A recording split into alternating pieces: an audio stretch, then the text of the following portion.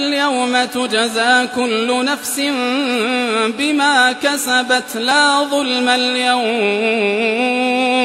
إن الله سريع الحساب وأنذرهم يوم الآزفة إذ القلوب لدى الحناجر كاظمين ما للظالمين من حميم ولا شفيع يطاع يعلم خائنة الأعين وما تخفي الصدور والله يقضي بالحق والذين يدعون من دونه لا يقضون بشيء إن الله هو السميع البصير أولم يسيروا في الأرض فينظروا كيف كان عاقبة الذين كانوا من قبلهم كانوا هم أشد منهم قوة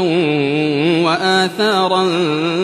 في الأرض فأخذهم الله بذنوبهم وما كان لهم من الله من واق ذلك بأنهم كانت تأتيهم رسلهم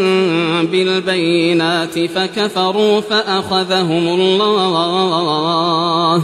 إنه قوي شديد العقاب ولقد أرسلنا موسى بآياتنا وسلطان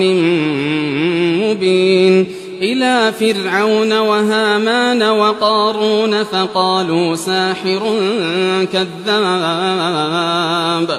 فلما جاءهم بالحق من عندنا قالوا اقتلوا أبناء الذين آمنوا معه واستحيوا نساءهم